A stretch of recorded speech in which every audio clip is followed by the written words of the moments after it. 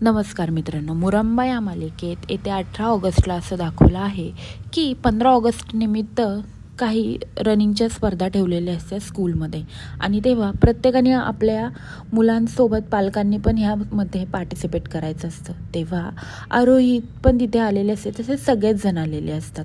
आणि तेव्हा काय होतं, आरोहीसोबत कोणच उभं नसतं. तेव्हा तिथे रमा येते आणि रमा म्हणते, अरे ही मुलगी तर एकटीच आहे.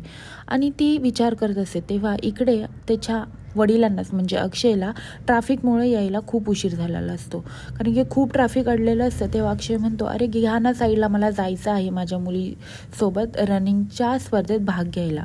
आणि तेव्हा ती आरोही तिथे एकटीच उभी असल्यामुळं आता हिच्यासोबत कोण पळणार असा रमाच्या डोक्यात विचार येतो. तेव्हा रमा म्हणते मीच तिच्यासोबत पळते. आणि रमा तिच्यापाशी जाऊन तिचा हात पकडते आणि म्हणते, चल आपण दोघी पळू. कोण नाही तर मी, असं बोलून आता आरोही पण खुश झालेली असते, कारण की आरोही ऑलरेडी रमाला आई मानत असते. आणि त्या दोघी पळायला लागतात. तेवढ्यातच तिथे अक्षय पोचतो. अक्षय म्हणतो, अरे आरोही कोणासोबत पळत आहे, कोण आहे ही बाई, असं बोलून अक्षय त्यांच्यापाशी धावत धावत जाऊन त्यांच्यापाशी जातो. आणि अक्षय एका साईडनं आरोहीचा हात पकडतो. आणि तेव्हा आरोही मग बघते कोणी हात पकडला आहे. तेव्हा आरोही बाबाकडे बघते आणि म्हणते, बाबा, असं बोलते. तेव्हा तेव्हा रमा, आरोही कोणाला बाबा बोलते असं बोलून रमा तिकडे बघते तर काय, पुढे अक्षय असतो.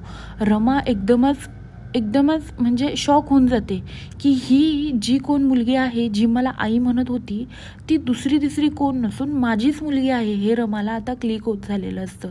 तसंच आता अक्षयच्या समोर पण खरी रमा उभी असते. आता या दोघांमध्ये जे काही गैरसमज झालेले असतात ते दूर होतील का अजून गैरसमज वाढतील, हे पाहण्यासाठी विसरू नका मुरंबा आणि माझ्या चॅनलला लवकरात लवकर सबस्क्राईब करा. धन्यवाद.